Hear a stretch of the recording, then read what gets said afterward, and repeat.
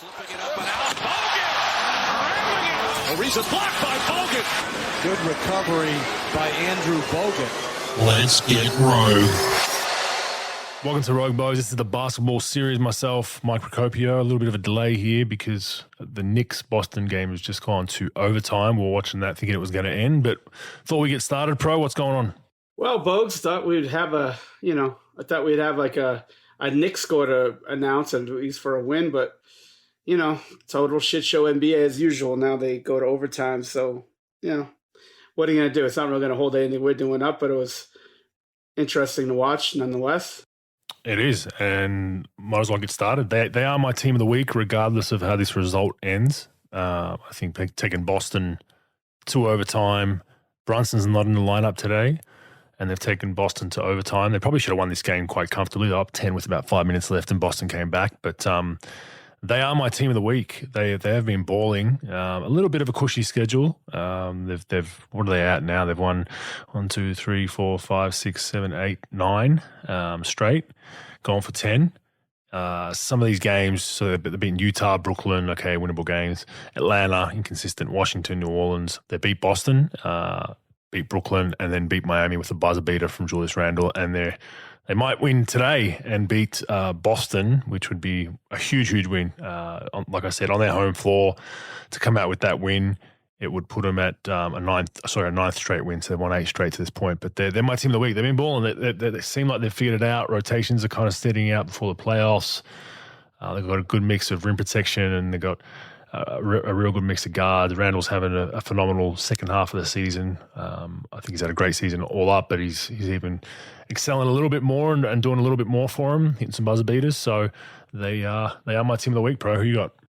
Bogues did the same thing. Not that they've been playing well. I mean, I think it's hard not to give it to them, right? Like the way they've been playing, the way they've been playing together. Brunson and Randall's been killing it, on many fronts. Mitchell Robinson has been, I think he's been hurt a little bit this year, and he's been big for them, rebounding, rim protection, and guys like R.J. Barrett, stepping up. I thought they'd be a little, light on the bench, but their bench has been playing well. Like they basically bench Rose, bench Fournier for a while, and other guys have been stepping up. I got to give it to them. I was very critical on them early, and they've really stepped it up. I mean, Brunson's been playing out of his mind, in a good way, not. He's just really been settling into his role, and Randall's been settling into his role.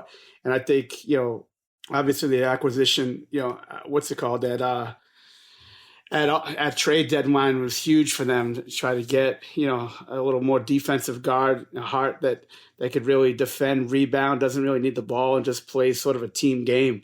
And I think the more guys you can get that are complementary has been great. And, Tom Thibodeau, look, he's grumpy. Everybody likes to fuck with him a little bit because he's grumpy and he's all in basketball-wise and a little off. I like him. I think he's a really good coach, and I think he grinds it out. He wears you out, but he grinds you out, and he's very well prepared, and he's got those guys playing, got those guys defending, and look, it's been great. They really haven't had much to talk about in that building for a long time, and it's great to see they're playing well. They're in fifth at the moment. They are 38-27 on the season. Like I said, 8 straight, 9-1 of their last 10.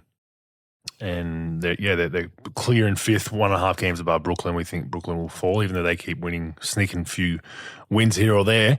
They're only 1.5 away from Cleveland, who are in fourth. And then I think we're pretty settled on Milwaukee, Boston, and Philly being the top 3. I think the rest of it's up for grabs. But they've been playing great basketball, so all the Knicks fans out there, congratulations. You've got a team that can probably even maybe get through that first round, depending on, a Knicks-Cavs, I think it's a pretty even matchup. So if that started today, it'd be Cleveland versus New York with Cleveland having home court. It'd be a pretty fair series, so you might even sneak out of the first round, Knicks fans. So congratulations there. All right, week team of the week team this week. Got to go with the Clippers. They've been bad. They've been really bad. They had that infamous game that we spoke about last week, 176-175. But since then, they lost. That was Sacramento. They ran into Denver. Denver are playing great basketball, so you can excuse that loss. They lose to Minnesota. That's a must-win game for them. They lose to Golden State by 115 to 91, 24 points. No excuse for that. I mean, Steph wasn't back in the lineup at that point. To get pummeled that badly was not great, and they go down by 1 point to Sacramento. They need to figure it out. They're a great team on paper. As we've said, the last 3 or 4 years of this show, the load management thing, this and that, and now they've brought Russ in, and poor Russ is getting the blame for their 5 straight losses. Impeccable timing by Russ to sign. Maybe should have waited another week or two and then came in when they were on the streak. But they're struggling. They've fallen, all the way down to 8th. They're 33 and 33. They lost 5 straight, 3 and 7 in their last 10. Their home record, they're basically dead even on home and road. 15 and 15 at home, 18 and 18 on the road. A bit more home games to come to finish this season, so that should help them. But they're only half a game behind 7, and they're only 1 full game behind 6, which is Minnesota, who some people think will fall a little bit lower. But they need to figure it out, bro. They're struggling for the star power they have and the roster they have. With a championship-winning coach, there's no excuse for them to be this bad right now. Yeah, Bogues, I have the same team. I picked them as what do you call it? Week of the. I like that. I have a friend, my boy Dave Severns, who's we went to dinner once. We went to Manhattan Beach when we came in town, but he loved it. He listened. He's down up in Norway doing some clinics, and he said you guys are fucked with that. The week team week what did he call it? Week of the. Yeah, week of the week, I guess. Yeah, team of the week. I love it. There's no real way to he word loves it.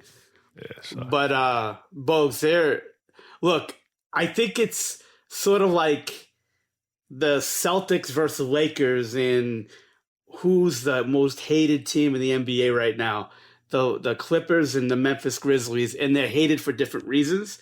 But like the resting, I think, it's such a hot topic with the load management and things and how they're handling it and what they're doing, as far as sitting guys and all that. Inconsistency. And then you've got now they're benching Marcus Morris, at least that's what I read in the media today. And then Norman Powell's out. Mason Plumlee just came in on trade deadline. Zubac has been out. They're really a mess as far as like what's going on. And look, if they end up winning it, great. But right now, I don't know anybody outside that building that's going to tell you that like the Clippers without question are going to be in the finals, championship ready, just because of the inconsistency of them. They're getting blown out on random games, even with their full lineup.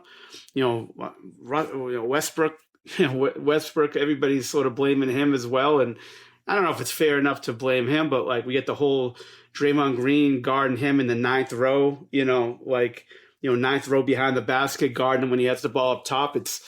It's interesting. It's one of those things. And look, they've got the roster top to bottom. They might be the best team in the league if you just match them up on paper without any of this like resting stuff and how they've been playing. But they just haven't been able to get it together. Now, look, they've got another 6 weeks until the season ends, like the regular season, to figure things out. And that's still a long time, but nothing. Heavy home schedule. I don't know if that helps or hinders them, but they do have a heavy home schedule. Yeah, I mean, besides a few glimpses of being great this year, they really haven't been consistent in being really dominating, and they've been getting killed. And it's interesting.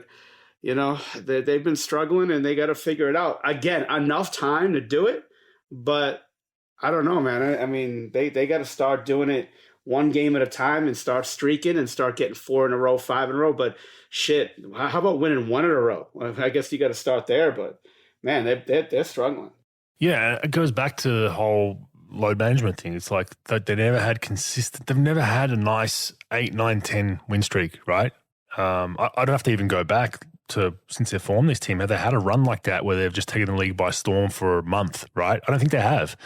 I'd have to look. Gurus out there, let me know. But that's what I mean. They've never had a consistent lineup due to load management. Now they've finally got it, and it seems like, we'll eventually turn it on when we have to, when the playoffs roll around. And that's stung them every single season, And I guess my question to you probably is like, if this fizzles out again in the playoffs, do you keep the same roster? Do you just move away from it? Do you move one of those Do you move a PG or a Kawhi and just get on with it and it just doesn't work? Or do you blow it up? I mean, you probably don't go to those extremes, but you got to ask those questions. Like, this is the third year going into fourth year of this squad together that hasn't really brought anything tangible to win games. Bogues, the problem with doing it is they got no draft capital left. They traded almost all of their future assets to Oklahoma PG, right? City in those trades, right? In the PG trade. And to acquire I'm saying, Kawhi, do you move PG or Kawhi? Like, that's a team would acquire one of those players without needing picks. They'd give up a fair bit. Like, if you're, one of these teams that's on the bubble, Memphis, one of these teams that can get one of those two guys, you do it, right? You'd strongly think about it for sure, yeah. Unless you meet with these guys and say, look, we're not doing it the way we've been doing it. The load management thing, we just can't do it the way we're doing it. And to be honest, like Kawhi, I think Paul George would play as much as you want him to play. I think Kawhi, the way he handles sort of his injury stuff and just his body and making sure he gets rest and things, and you have to go through his camp to figure that out. Like, I think he'd have an issue with it. So maybe he's the guy to go. But here's the thing, Bogues, you're on the other side of this, right? What are you giving up? I mean, I'm not saying they're radioactive, like sort of like if you ask to trade Kyrie, where not a lot of people are going to give you the house and the farm for Kyrie just for one reason or another. Do you give up the farm for one of those guys to get Paul George? To get a Not Kawhi Leonard? No, I wouldn't give up the farm, but like I'm just throwing out Memphis. Like maybe you give up Bain, Brooks, and a throw-in. Like, you know what I mean? Yeah. You have to consider that because then you're grouping in like a Morant with Jackson Jr. and Kawhi. That's a pretty good big three, and especially defensively, right? So, a team like that, it's on the bubble. I just don't. I'm not saying Memphis do that, but I'm just people on. But you're right. I think someone like that's on the bubble, that can be, probably not so much Denver, but you know what I'm saying. One of these teams that one piece that we can get an elite All NBA guy. And maybe we give up some of our youth or one of our young prospects with a throwing with someone else. It could work, and that's what they get. It's not a Kyrie situation or a Russ situation where you're not really getting much back as far as draft picks or talent. You're just kind of moving the salaries around. I'll tell you the one team to look out for, and this is a team that you got to look out for on a trade with Kyrie as well, is the Philadelphia 76ers. Look, they're sitting there with Maxey. They can give you Tobias. I think he's got more years left in his deal. So you can get some firepower back and probably better. I would say Maxey's better than Bain. It's close, but I would say like a Memphis or a Philly or someone like that that's looking to unload. I would strongly consider it. Now, LA's still LA, Bogues, and they want star power. They want superstars. And look, like, I think that to me, if I'm Bomber and I'm sitting there and I'm like, if it doesn't work this year, I'm going to say, look, we're not doing it this way, or we're going to trade, or we're going to move you guys. Like, if we're going to do this, now look, we're still going to load manage to a certain degree. We're just not doing it to this degree. I mean, this is like the fucking this is like an Alfred Hitchcock movie or something. This is a weird fucking deal. I've never seen anything like this with a team in NBA history, with the way they just sort of handled sitting guys and not and whatever. So if I'm Bomber, I'm probably keeping those guys, but doing it different. But if Kawhi or Paul George is like, nah, we're not going to do it this way, then I'm going to be like, all right, we're going to make a move. And Memphis would make that deal in a second because they want to get to that next level. And then Philly's dying to. And I don't think they're going to do it with the team they have. And to be honest, there aren't many other teams that can give you a package that's not going to be just young players. It's going to be good, really good players that could still take you over the edge. And to me, see, Daryl Morey will make that deal for Kawhi or Paul George. I don't think everybody would make that deal for Kawhi because you don't know the injury, you don't know the health, you don't know if he's going to want to play 60 games a year, 50 games a year. There is a little bit of an unknown where Paul George is probably more turnkey with that, even though Kawhi is a dominating player. But I agree. I think you have to strongly consider making a move. Yeah, Balmer's got to be asking questions, right? Like, shit, you put this, you're spending, what are they salary-wise? I assume top 5, and you're not getting results. So this playoffs is a big one for them, and the reason why we're discussing this in depth is because they're struggling right now. They need to get their shit together and have a nice little surge, March, early April, going to the playoffs feeling good, and then see how that all lies. But I think if they bomb out early this season, GM and owner need to have some conversations about what's the direction, So that will be interesting to see. But Clippers just need to get it back on board. All right, elephant in the room, Ja Morant, pro. I kind of know your views, but we've texted back and forth, a few group chats and whatnot, and it's just hard to see. We touched on it last week with why are you trying to be a gangster? Why are you trying to be, you're an NBA superstar. You don't need all that. You've made it. You're already won $1 billion. You're already a rock star, a superstar. You can, buy almost anything you want. You can, you know what I'm saying? So it's hard to watch this. Now, for those not familiar, he posted an Instagram live of all things, self-inflicted, posted himself with a firearm or a gun. And I believe some people have said, well, what's a big deal? Well, I believe he's in a state where I don't think you can have firearms without a license, and I doubt he is licensed. So that's why that's a big deal. So you've got the laser pointer, on which people presume was on a gun. They didn't. Ja Morant and his boys denied, which is pointed at a rival team bus after a game. Ja Morant was in that car. You've got that. You've got the allegations of punching a 17-year-old kid at a pickup game in the off season. And potentially brandishing a gun, and now you've got this, pro.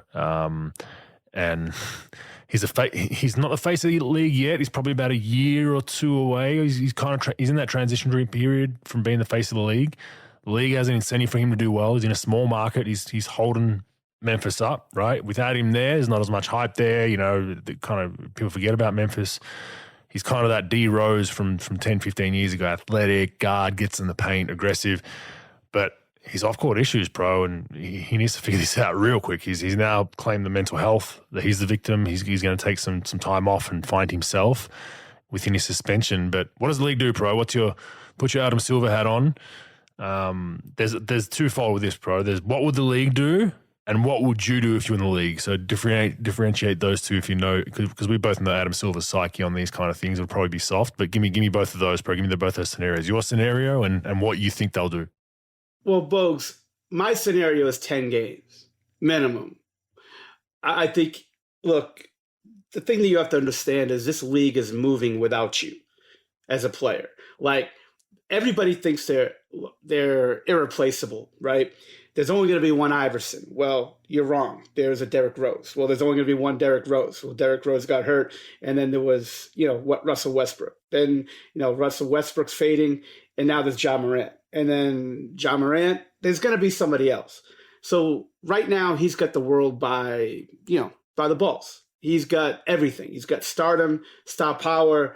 He's charismatic. He's got a great game. People love him. But look, if you want to be an asshole and fucking piss it all away, then fine. But like, what are you doing? Like, that's my thing. My thing is, look, protect the fucking brand of the league. You're going to be treated like a king for the rest of your life. Right now you're relevant. You're very relevant. What are you doing? I would do 10 games because you got to protect the league. I would do more than that, to be honest with you. Like, that's a serious thing. Look, we got a shit show going on at the University of Alabama right now. All right. You have a player who's going to be a top 5 pick who had a hockey assist to a fucking homicide, all right? Brought a gun to a teammate and shot and murdered somebody. And nobody, not suspended, nobody spoke ill of the kid, and everything's going business as usual, all right? And now, that was like 2 weeks ago. Now you got this. And he didn't fire on anybody, but you got like 3 things here. You got the mall security, you've got the laser pointer, you got the kid at the basketball game at your house, and now you've got this. And now you want to claim mental health because, again, that's, mental health, Trump, racism, and COVID. Like, you say that, and it's a get out of jail free card to, that beats no other. and you want to throw it on that. Look, we've seen this kid. He doesn't have mental health issues. All right. He's a player. He loves it. He's going hard at it. And now because of this stuff is going on, that's going to get him out of it. And it's a shame. You don't have to do that. Like, you've got, who's the adult in the room? The dad? The dad wants to be, the dad wants to be a movie star like no other. Somebody's got to take this kid and say, look, let's get rid of the crew. Let's get a small circle. And then that's it. Stop the nonsense. You're going to be a king, a Hall of Fame player, make $1 billion. Easily he'll make $1 billion in his career if everything goes right. But you want to piss it away because you want to do this. Now what the league would do, the league already did 2 games.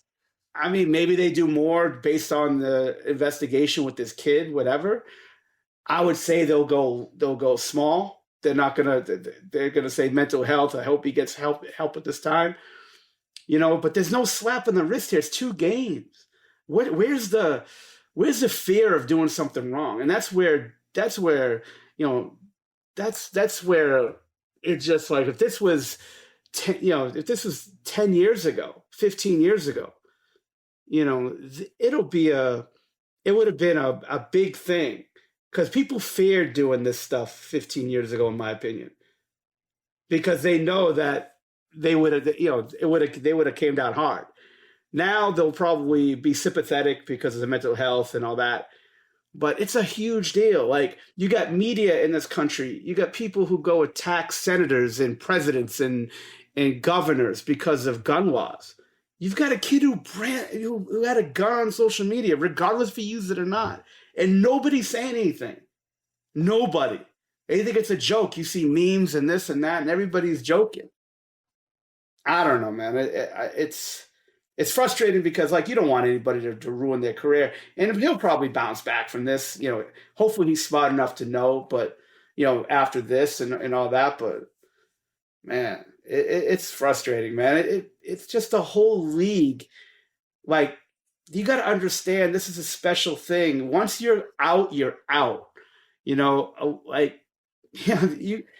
ruin your reputation now. It's frustrating because you got to protect the integrity of the league, because it's a cash cow. A lot of people stealing money out there, millions of dollars for players.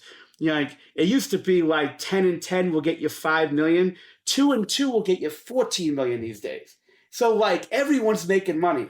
Why mess it up with this stuff? Legal problems, gun stuff, especially with what's going on with shootings in schools and things like that, and rappers getting killed in Memphis, people getting gunned down daily. It's like Memphis. Yeah, daily, man, daily.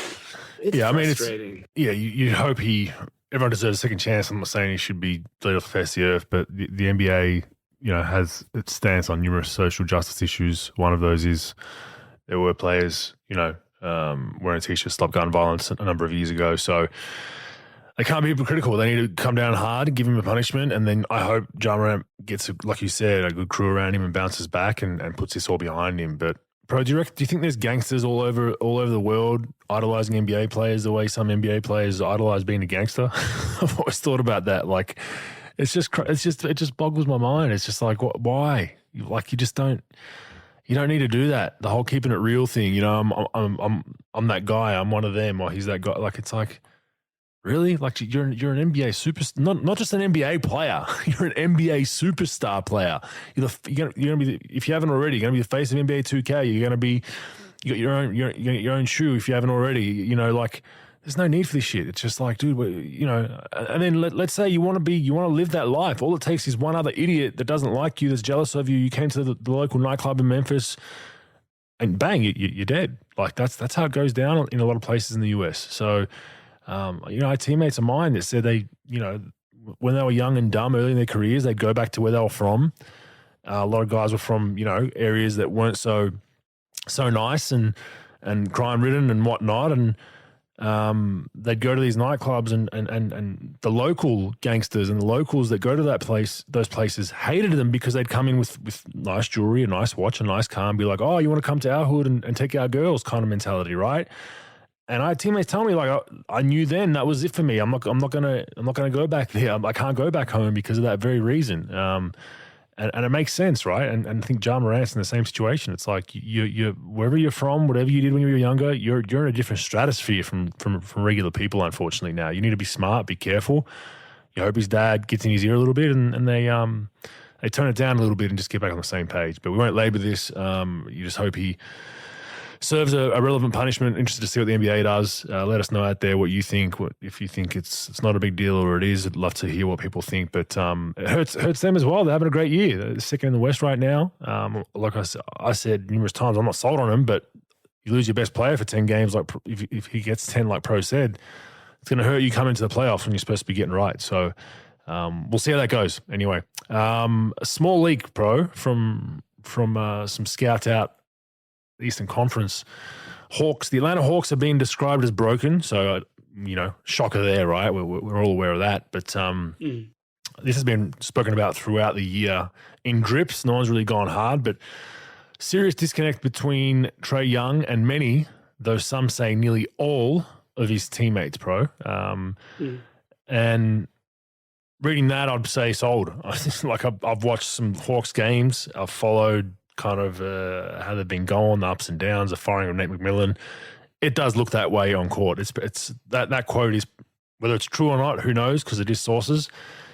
When I look at the product on court that they're putting out, and even just high-fiving teammates and huddles and all that kind of stuff, there's a massive disconnect in Atlanta that needs to be fixed, Bro. Yeah, I mean, going in the draft intel that I got when he came out, and I was a fan of his game, but a lot of people on coaching staff and around that situation was the same thing in Oklahoma when he was in school. He'd be by himself.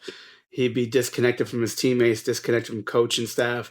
And it happened there, when he got to the NBA with Lloyd Pierce and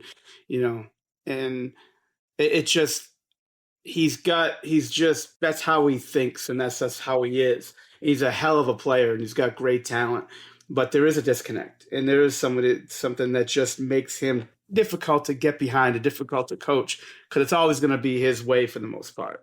You've been around guys like that. I've been around guys like that. He's never going to meet you halfway on stuff. He might do it in small doses, but he's never really going to be all bought in. I told you, Quinn Snyder taking that job, the only way I would take that job if I'm Quinn Snyder and said, you got to trade this guy. Look, if we're going to build anything here in a true culture situation, this guy's just not going to be dialed in. He's a great player. He'll put up great numbers, but it's just from a whole organizational standpoint, from his teammates to coaching staff, it's just going to be too, like, when you have to go that far out to get a guy on the same page. It's different if it's LeBron James in his prime. And I'm not a big fan of that stuff that LeBron would do, running a whole organization and having to go through, so many people to get to him. But it's LeBron James, one of the best players of all time. Just like I said, the same thing with Ja Morant, there's always going to be somebody better. No one's irreplaceable. And I just think when you think you're above things, I don't care how good you are, to a certain degree, of course, it just doesn't work. So if I'm Quinn Snyder, and he was probably the best coach on the market that's not employed before he took the Atlanta job. If I'm him, I'm like, dude, I'm not going to take this job right now to coach this guy. Or maybe he wanted to coach him for a month or two, and then when the season's over, he can make that decision if they're going to trade him or not. Maybe that was the deal. I'm not saying that was, but maybe it is. That would be smart if it was. But I just don't think you... As I spoke on sorry to cut you off. As I spoke on last week, I think Atlanta's done that by signing him for 5 years. I think they've said that this is our guy, Trey. Like we've given him a 5-year deal at a big number. Figure it the fuck out. And if he's going to bench you or he's going to reprimand you for being not being a good teammate, we have 5 years invested in that. I think that's the writing between the wall that I'm getting, Pro. If they would have signed another lame duck coach or a young and up and comer for a 2-3 year deal, then I'd be like, shit, you're right. Like something, it's not going to work. Like Trey's still going to run the roost. The fact that they've gone after a guy who's known as a hard nosed guy, he's going to demand the best out of you. A very good X's and O's. I don't think he's a full threshold disciplinarian, but he's not going to take shit. And we've said we're giving him 5 years, so it's probably longer than the deal that Trae Young has left on paper. The writing's on the wall there for Trae. It's like you better fall in line. We'll get you out of here. And if you want to get out of here, if after a couple of months under Quinn you don't like it, cool, we'll move you. But I think that they don't need to move him now because they've got the leverage. They're like we've got you an all league coach, and we're sick of hearing it. This is your third coach in 3 years now. Suck it up and get it done. So I don't think they need to do that right now, Pro. I want to see how it goes. And I think that's where their leverage is, where the organization has finally done the right thing and said, we're bringing in a guy that's got merit. He's got a voice in the locker room, and he's going to, you don't want to play, Trey? You don't want to be in your team huddles? You don't want to high five guys? You want to kind of be your own guy? Cool. You're playing 25 minutes a night for me right now until you earn that 30, 35. You want that superstar. And then with that goes bye-bye all-star games. With that goes all that kind of stuff. I don't think it'll get to that point. I think if it does get to that point, then he'll be gone. But I think the leverage is definitely in favor of Atlanta right now. Yeah, I agree. I don't expect him to be in a Hawks uniform and that much longer. And it's a shame because he's got some great qualities as far as his basketball is concerned. He's got great basketball IQ as far as his passing. He's not a shot maker like Steph. I know they want to compare him. They're not in the same stratosphere as a shooter. He's pulling more volume. But at some point, I think the organization has to put a foot down and be like, look, this is just the way it has to be. They had their time. They hit New York, between the eyes a couple of years ago. They did some things. They made some damage in the playoffs, but now it's just been downhill from there. I just don't think that. I think they got to move him. But I agree with you. I think signing him for 5 years. If I'm Quinn, regardless if they're giving me the power or not, I'm not going in there for less than 4. I'll go 5. That's probably a sticking point too. Like, look, if I'm going there and you want me to coach him, it's going to be 5 years. Because if you're going to let me go like you let the last 2 go, I want to make sure I'm compensated. Because he could literally take any job right now that came out. So, yeah, it'd be interesting to see what happens going forward. Hopefully it works out. But as my mentor once told me, NBA players always revert back to who they really are. So he might change in the short term, but he's always going to revert back. If he's a guy who's hard to deal with, he's going to be hard to deal with. I've almost never seen an NBA player that was on that level on the spectrum as far as being tough to deal with end up being a guy that was easy to deal with over his career. Maybe after year 1, possibly, but in my opinion, once you reach year 5, Bogues, you are who you are in the NBA. You are who you are, and I think that it's just going to come back to. It's always going to come back to that, and I think that you're not going to probably see him. He'll be gone by next All-Star break, in my opinion, but we'll see what happens. Everyone wants to be Steph Curry, Pro, until it's time to be Steph Curry. And what I mean by that is the time and effort he puts in away from the floor. He's a great person, a great teammate. Guys like being around him. Yes, he gets fired up. Yes, he might have a stern word with a teammate, but for the most part, it's coming from a good place. And the reason why I bring up Steph Curry is everyone compares Trae Young's trajectory somewhat to Steph Curry. That's the next Steph. He's got the shot. He shoots from the logo. Blah blah blah. Yeah, when it's time to be Steph Curry, he's not, and that's when it's shit hits the fan and your teammates are all going different ways. You got to bring him in. That's where Steph's really good. So we'll watch that space. But I agree with you. I think if things don't get better, that honeymoon period with Quinn, which it will be a honeymoon period, but I think by All-Star break next season, we'll know where the lay of the land is with Trae Young and the Atlanta Hawks. Goran Dragic just signed with the Bucks. Don't think that's a big move. I don't think he's going to play much. I don't think there's a whole lot of minutes there. It's a decent insurance policy in case they have an injury in the playoffs, a guy that can get you some buckets quickly, but nothing really to touch on there, Pro. But yeah, good pickup for Milwaukee as a backup insurance policy. Mm-hmm. Yeah, for sure. I mean, look. Usually, these guys who get bought out usually don't make much of an impact on teams. I haven't really seen many that have done that. I remember in Dallas we got Amari Stoudemire. Stoudemire was a great dude. Played hard for us, but didn't really bring us over the edge. A lot of these guys who do that get they get waived before the All-Star date that you could get picked up on a team and play in the All-Star game. They don't make much of an impact. I think he'll be a solid guy, a guy that could play a few minutes here, great guy to have on your bench. Teammates love him, but I don't think he's going to make a huge difference there. Yeah, and Drew plays big minutes for him anyway, Drew Holiday. Kendrick Perkins, our good friend, Pro. Now, I understand before people fire up, he says things to get, clicks and cause controversy. But did you see his argument as to why Jokic shouldn't be MVP? The stat padding thing? That and was alluding to his skin color. Well, did he allude to him, or did he say it about Dirk and Nash? Mm-hmm.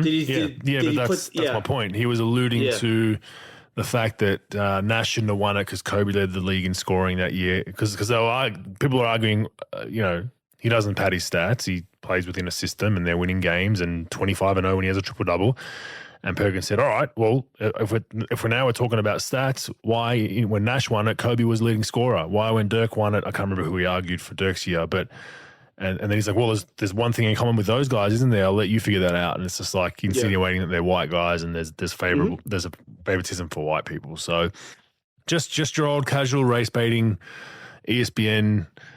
I mean, I just don't understand how that's even. They're allowing that to be even said. It's just like with everything going on in the world, that's what you want to bring up for your MVP argument as to why stat padding. I was scratching my head, bro. I really was insane. But I mean, claiming that he's a stat padder as well on top of that is just insane. It's just insanity to me. And I get he needs to say controversial stuff. I mean, which, he probably has a script written out for him by somebody because it sometimes does struggle to get his words out. But to say that he's a stat padder when the clear evidence lies. If it was Russell Westbrook from back in the day where, he's getting these triple-doubles with Washington and OKC where there's, 500 when he has a triple-double, you might have an argument. They're undefeated when this man has a triple-double, bro. Like, undefeated. And we'll hit some of the stats in the useful, useless. But, I think Perkins, I don't know. I get why he's there, but I also don't get why he's there because I don't think he's bringing that much value other than just saying the most out of left field shit you can say to get clicks. Yeah, I don't see a lot of value in what he says a lot of times. He goes on rants and things. I think he's sort of like the ex-player version of like a Stephen A that just sort of is loud. And Stephen A sometimes makes, even though he's loud and difficult to listen to at times, like he'll make some intelligent thoughts sometimes, right? And maybe half the stuff that he says. But with Perk, it's just like, I mean, I think that a lot of things that he's saying, but look, he's a media terrorist, meaning like he puts his vest on and he gets his sacrifice where he'll throw something out there and see if it sticks. Well, this stuck because, again, buzzwords, right? Before with Jokic, Bogues, what was it? It was voter fatigue, right? Once one person said it, 8,000 people said it. It just gets boggled up, right? Now it's stat padding. Did we hear about stat padding? Maybe a little bit with Westbrook. And look, when I was in Dallas, like half our team thought he was stat padding. Look, if he was, he wasn't. I don't really care. But you barely ever heard stat padding, right? You heard it once in a while. But like now you hear it everywhere. Every talk show, you see it all on social media now, stat padding. Everybody's going to give their 2 cents on stat padding because it was mentioned, he mentioned it and he got it out there. Look, I don't live with Jokic. I don't know. Maybe he is, maybe he's not. I don't care. If I had a guess, probably not. I haven't thought about it for 5 seconds about it because it's moronic. Look, whoever wins the MVP wins the MVP. They have a system of how people vote. You vote. No, there's no criteria for it. There's no you got to win. There's no you got to get this amount of points, rebounds, assists to get the MVP. However, if Jokic gets it 27 fucking years in a row, God bless him. If he doesn't get it and he's 9th in voting, God bless him, right? And look, it is what it is. But these things are, you look back in the MVP voting, it never is close. it's almost never close in the whole vote. The closest it's ever been was, I think, 04-05 with Nash and Shaq, when Nash won, I think, his first one in 05. And, it was like 35 votes. It was within 7 first-place votes. But every year it's like it's almost unanimous with when Curry won it over Kawhi in 15-16, he had like 131 first-place votes to 0. Like, it's almost never close. So if they think that Dirk was it or Nash was it or whatever, and then like they start this whole thing. And again, the terrorist got out again when he said that Euros, or maybe Rose said it. I'm not sure if it was him or Rose, but like Euros don't get as much heat, or international players don't get as much heat.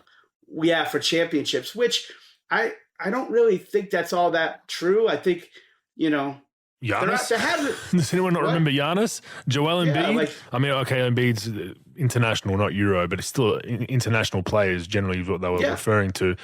I mean, Giannis was getting killed even by us at some point. They were saying, non-shooter, non-footwork. I mean, it's like, what? Luka's coming. I think Jokic wins the MVP this season. He's going to start. It's going to ramp up with him. The difference is, some of these guys.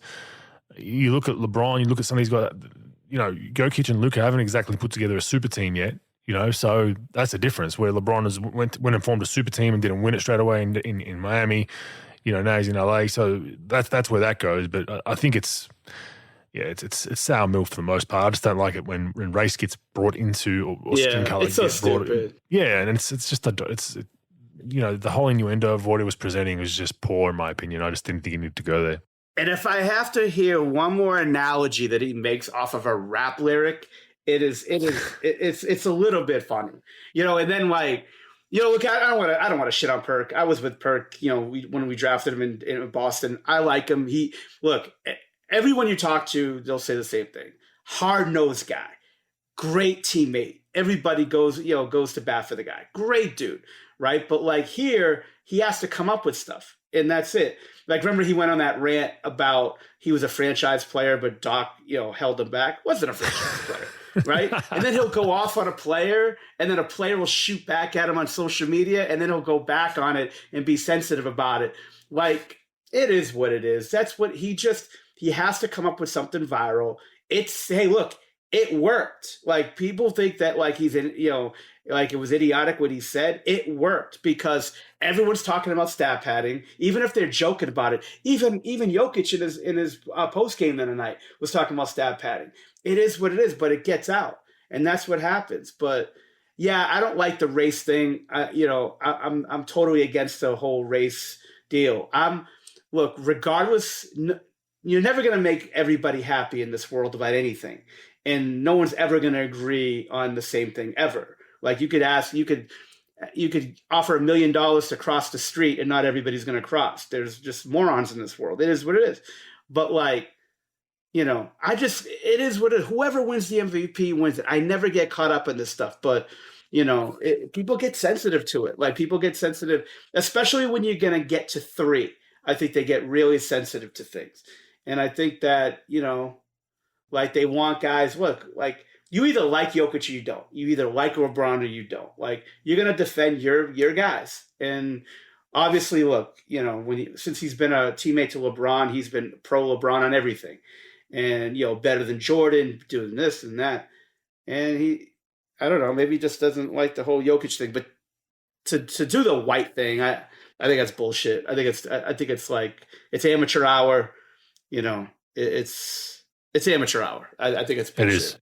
It is. Not a huge deal in the grand scheme of things, but just the fact that he's on a national network spouting that is just more comedy than anything. All right, one quotable for you, which I picked up a couple of weeks ago, which I thought was funny. So Michael Malone, I don't know what the context was, but he was asked about his ownership, and he said, I have ownership who have not once in 8 years come into my office and said you should play 4 on 5. So, I love it. He's referring to his Sacramento Kings days. Vivek Ranadive, I think, is the owner there, told Malone that he should play 4 on 5. No joke. He told an NBA player. In fact, he made their G League team play that style where they had a player cherry pick and did not get back on defense, and then they get the outlet, and just the scores were insane for that 1 year they did it. They were scoring in the 160s, 70s, 80s, but don't forget you're getting scored on the other end. So Mike Malone with a clever little dig at Vivek now being, of course, in Denver. And as an owner myself, I attest to this because, I have a friend of mine that was like, after game one, why didn't you go and talk to the team? And I'm like, listen, I'm an owner, man. Like, if I want to coach, I'll be the coach. But you got to draw that line. I don't want to go and be standing over the shoulder of my coach and then he's feeling, should I coach how I want to coach or how Andrew wants to coach or my owner wants to coach? It's a recipe for disaster. So credit to Michael Malone there because that makes total sense. All right, Aussie Watch, real quick, brought to you by Dabble. Social betting experience where you can join a community of people who enjoy a more social and engaging bet. Follow, copy bets, and jump into the banner channel and have a chat. Go on, download the app and have a dabble socially, and make sure you gamble responsibly. Aussie Watch, real quick. Ben Simmons still injured, getting scans on his back, so he's out still. Dyson Daniels, a bit of a rough comeback from his ankle injury, still not playing that well. He had 1.5 points, 0.5 assists, and 0.5 rebounds per game, so falling out of the rotation a little bit, trying to find his legs off that, pretty much his first injury as a pro, so that's always hard. Daly played in one game this week, 4 points and 1 assist versus OKC. Paddy had 6 minutes of garbage time, his first minutes since February 11, didn't score.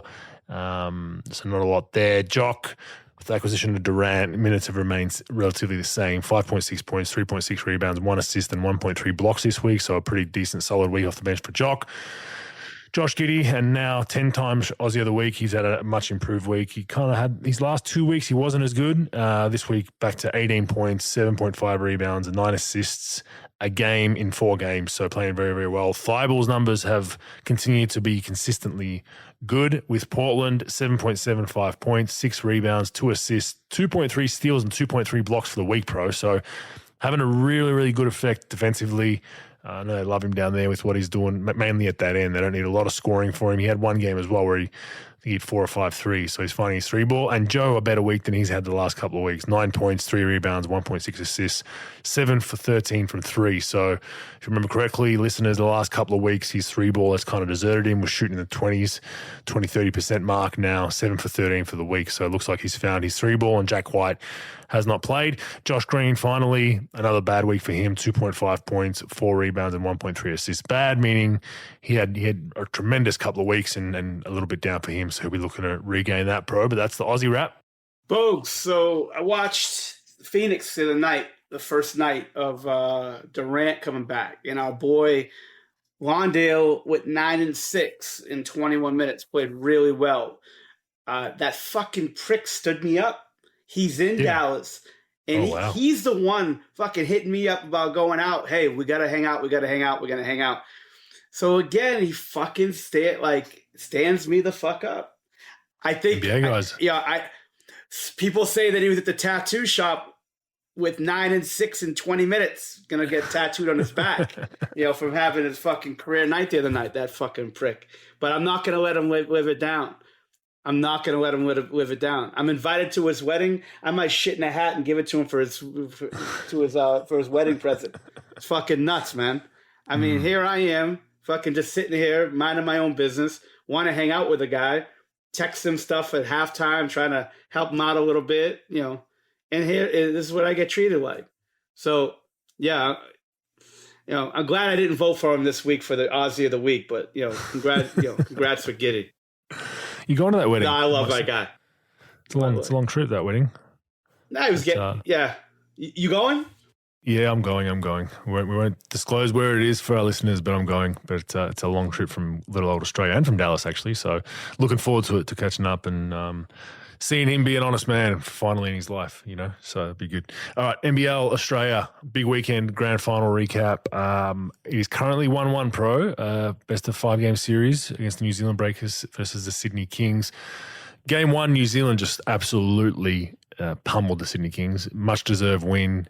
Came out with effort, energy. They were physical from the get-go, picking us up full court. Thoroughly deserved win. I got nothing really bad to say about the way New Zealand played. The Kings, I felt we came out too cool for school. We didn't match their physicality. We were on the back foot constantly and kind of chasing. We sustained a few injuries in that game. Xavier Cooks and Walton Jr. Both came up pretty sore after those games. So then 36 hours later, we're going to head to New Zealand and play. And both those guys, credit to them, gave it a shot to play. Walton Jr. lasted about 4 minutes. Xavier lasted about a quarter, and they were done. They couldn't move. The quick turnaround got them. I thought we were in trouble, bro. I thought, man, two of our better players from the season, our league MVP and our star import point guard out. We're going to struggle, right? It's going to be a tough one, and it's probably one of the best games that I think I've been a part of with the Sydney Kings, albeit part of ownership, not on the floor, just because of the way they grinded it out. They just grinded it out, and all different guys stepped up that hadn't played a lot lately, hadn't played big minutes. And it was just an amazing, amazing game to watch. It wasn't finals sexy basketball. It was physical. It was stop-start. It was boatload of turnovers. But to come out with a win like that now with 5 days off or 4 days off, next game on Friday, hopefully our two stars can get back healthy into that game. It's a series. It's a series, and few players a note. Kawhi, huge game offensively for the Sydney Kings. Justin Simon, he had 3 steals in the space of about 3 minutes, all for layups and dunks in the open court when we were struggling to score. Ripped Will McDowell wide a few times and ended up finishing the game with 6 steals. Was huge. Jordan Hunter, not huge on the stat sheet. I don't think most people would say, nothing really jumping out. I think he had 9 or 10 boards, but he really controlled the paint. Really got, when he got in the game, he was active. He got some rebounds. He really kind of negated what Pardon was trying to do. And huge series now. 1-1, that's what you want. I predicted this would go 4 or 5 games before the series started, so it's looking like it's a minimum of 4. And big win, big win to be a part of. Bogues, now you say like in between games, Bogues, like was it like 4 or 5 days in playoffs? Well, this one, no. So it was Friday, Sunday, and including a flight to. So Friday in Sydney, boys flew Saturday midday, got to New Zealand late Saturday, and then had to back up with an afternoon game on the Sunday. And now it'll be a full week till the following Friday in Sydney, and then Sunday again in New Zealand. So the same road trip, and then I think game 5, if needed, is on that Wednesday. So it's going to really ramp up following this weekend. It'll basically be 3 games in 5 days. So it's going to ramp up.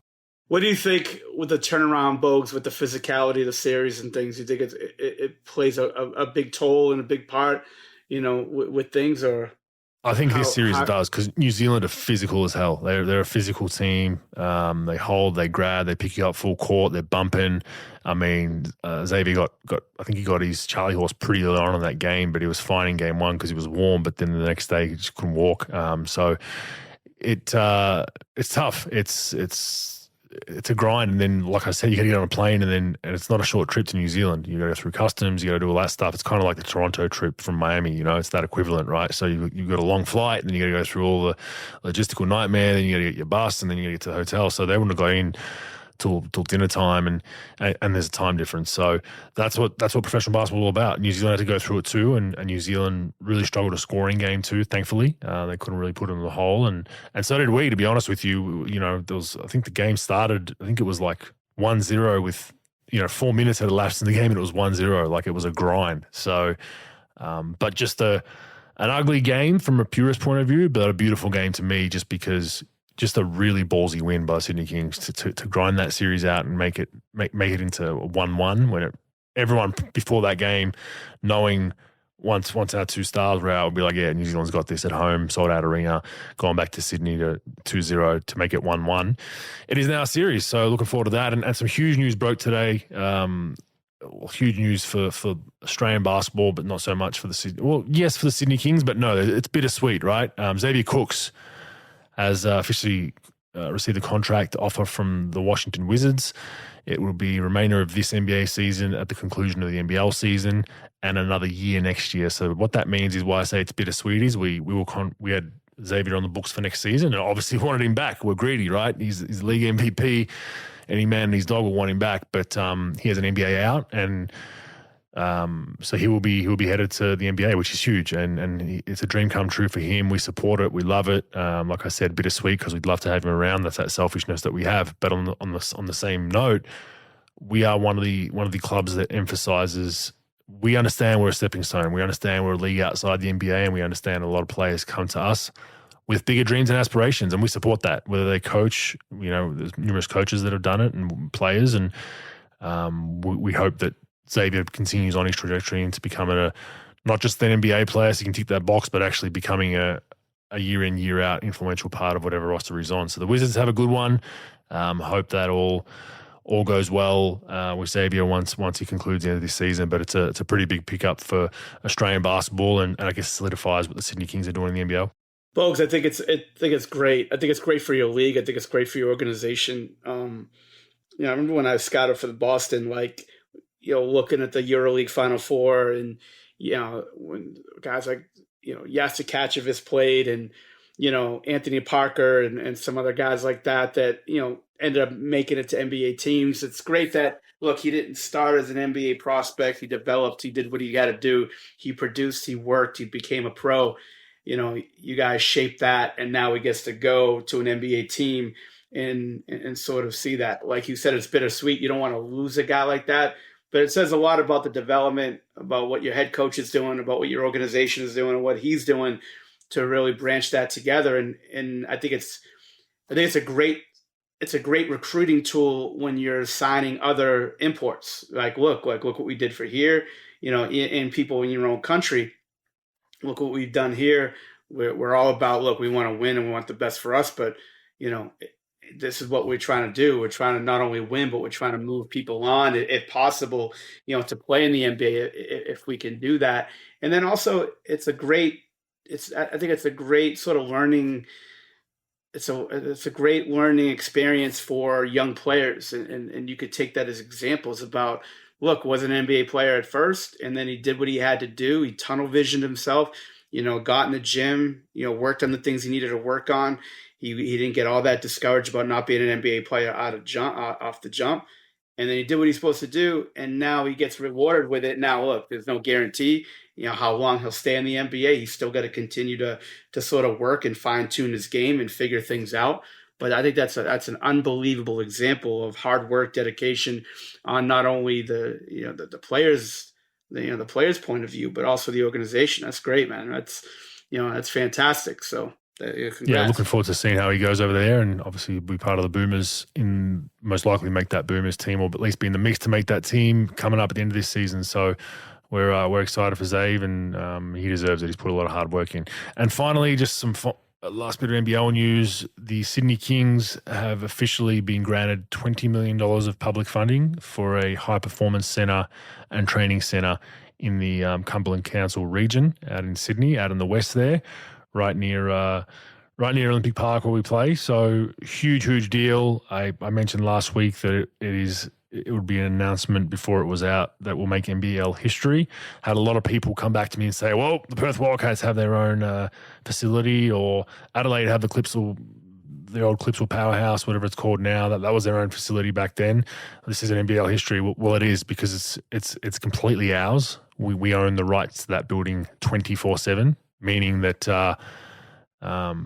the public can't come in and out whenever they want. It's not getting rented out to badminton and indoor soccer and all this stuff. It's 2 full courts for us. It's cold tubs. It's physio rooms. It's massage tables. It's a state-of-the-art weight room. It's private parking for the players.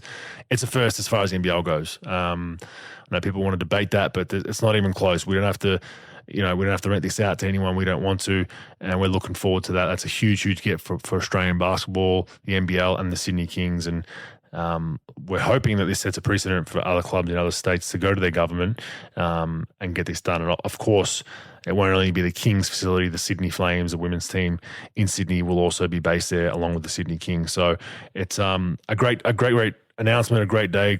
Credit must go to Paul Smith, the majority owner. He's been working on this has been 3 or 4 years in the works with State Premier Don Perrottet. I'm trying to get this done, and now it's been done. So we're really excited about it, Pro. It's a state-of-the-art facility and something that we think every NBL team should eventually aspire to, and we hope it sets a precedent for those clubs. Bogues, the Lakers, I've been in their practice facility, and they've got their new one that they built a few years back, and they have a Zen tree.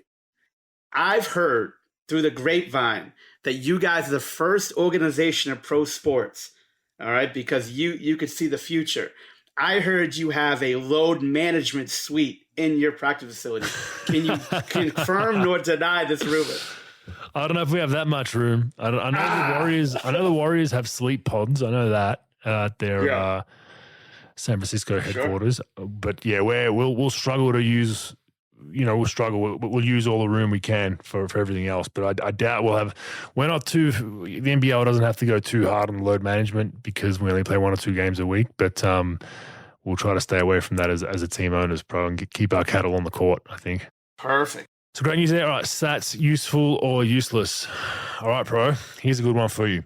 So the top 75 players top 75 players as of today in the NBA are playing an average of 78% of their games. So we're talking about load management, right? So it's the top 75 players, that's the top 75 stars, they're playing 78% of their games. The rest are either due to injury or load management. So some genius out there got the numbers from some stars from back in the day just to equate what the difference is. So Larry Bird, from his rookie year to the year before he tore his Achilles, because obviously you don't want to count that year because he tore his Achilles, he played in exactly 90% of all his games. Kobe, in his prime, 1998 to 2013, played in 92% of his games. Michael Jordan, rookie year to the year retired the second time, 93% of his games. Magic Johnson, a little bout with the old STD, so 88% of his games. But how about this one, pro? John Stockton, 98% of his games, if you don't mind, played. That is an unbelievable number, and he's played a shitload of games. First off, useful or useless? Oh, totally useful. And can you tell us who put this stat together? Well, that was me, because that was definitely me. I don't know why I did it, but I think I was bored one night. And because I'm tired of fucking hearing about load management and shit. So I was like, you know what? Because, we come up with these ideas or whatever. And I'm figuring, like, what's the good percentage for games to maybe, like, count people in the top 3 NBA teams and stats and stuff. And I thought maybe 80. But then I looked and I said, wait a minute, 78. And I looked at the top 10 players. And I forgot what the number for the top 10 players were. I think it's like 80 something. And then I stretched it out to my top 75. And it was like 78. I'm like, you know what? Let me look, because we talk about less back-to-backs and, all these state-of-the-art things and stuff. Let's look at some of the players. And I couldn't do Bill Russell and those guys. So I said, you know what? Let me do some 80s and 90s players.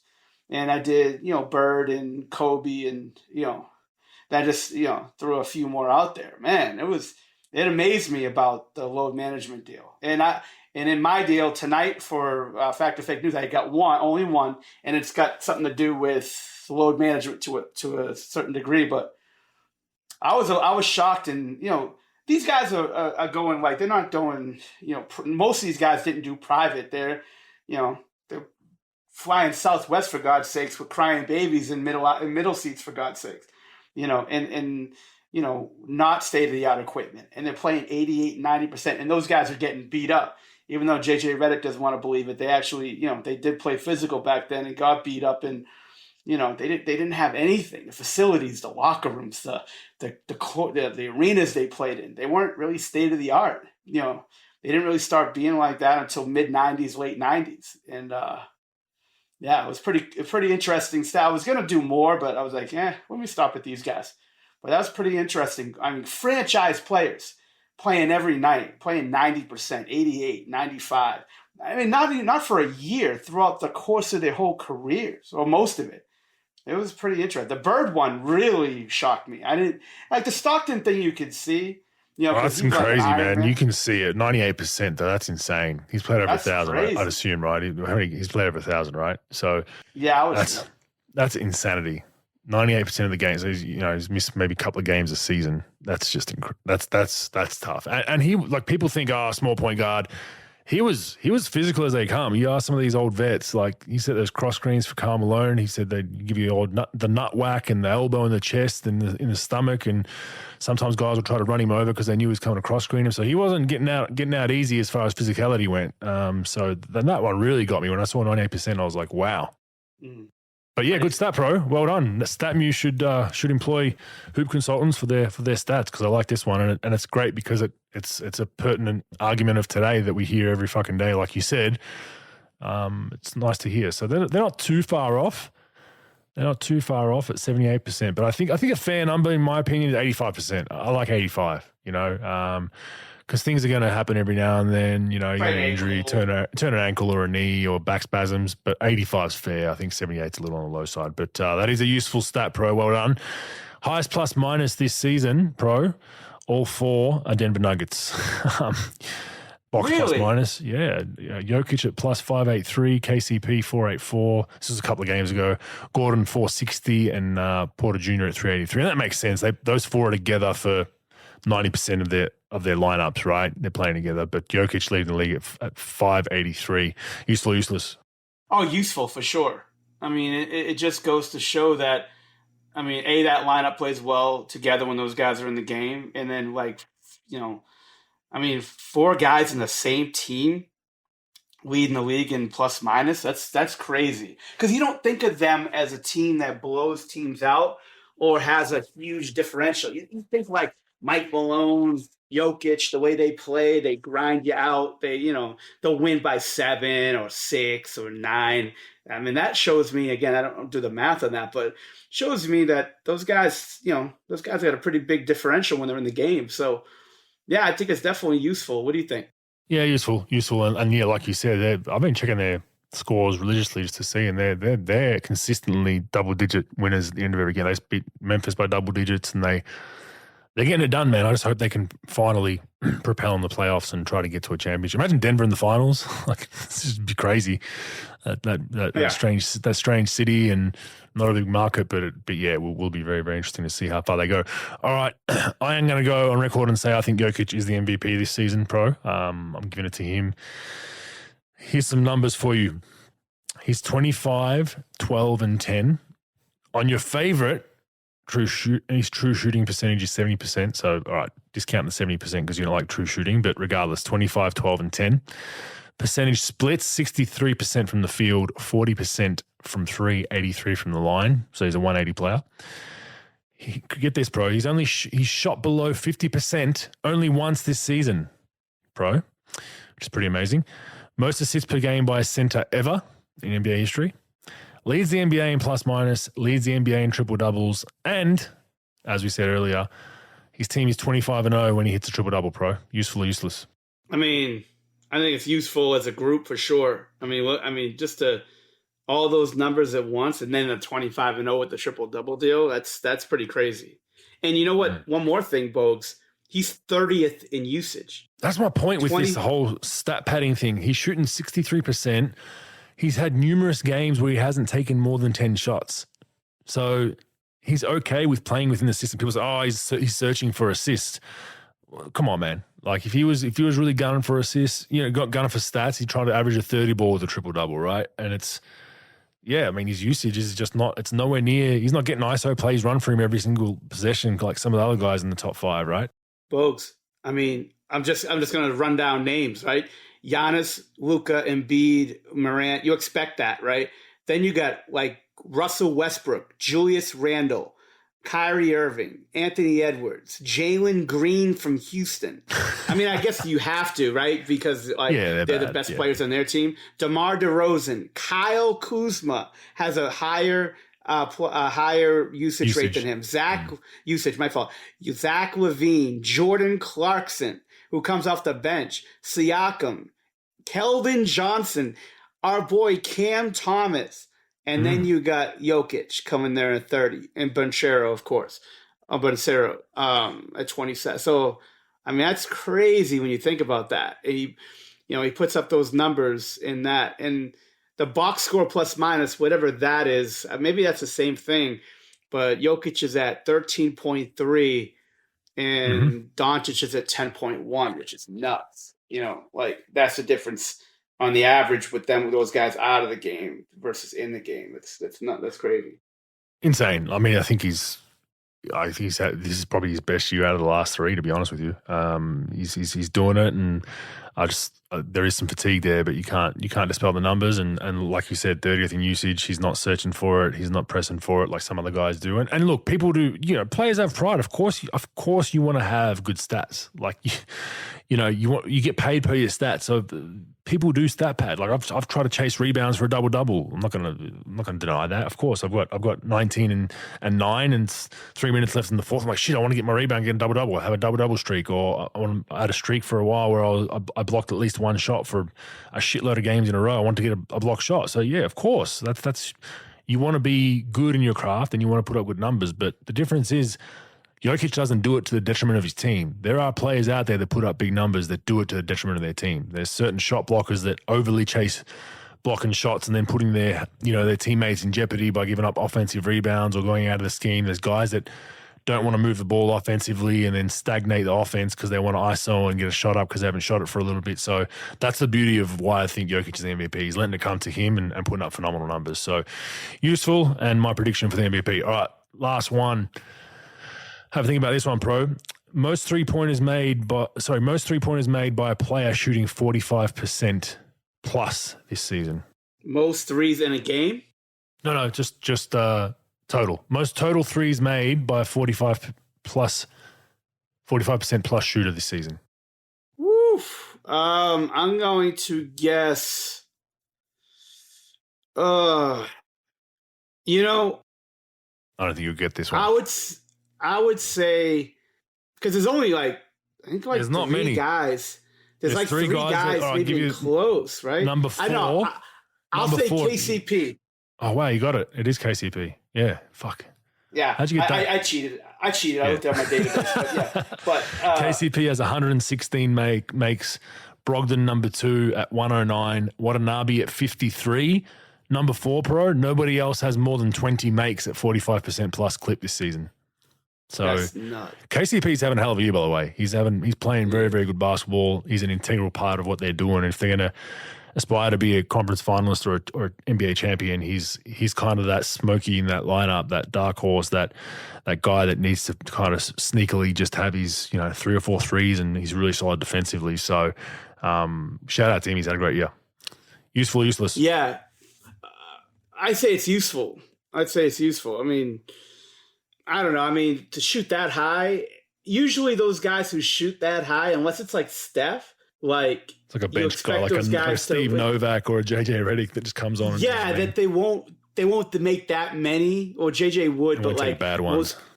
They'll just they'll make or take just enough to get to qualify to lead the league. In that person, and then the makes usually isn't that high, but that's a pretty high clip. Yeah, useful to me. KCP's having a great year. Brogdon too is having a great year. Yeah, he wasn't known as a knockdown. He's a good 3-point shooter, but 45% plus at 109 makes. Congrats, useful. What do you have this week? Fact or fake news? Bogues, I got one, which I thought was pretty good. I was actually gonna give this to you for fact. I mean, for useful, useless, but I actually just combined it for one good fact or fake news. So in 2001, 2002, 42 players played all 82 games. In 2021, 2022, 5 players played in all 82 games. Wow.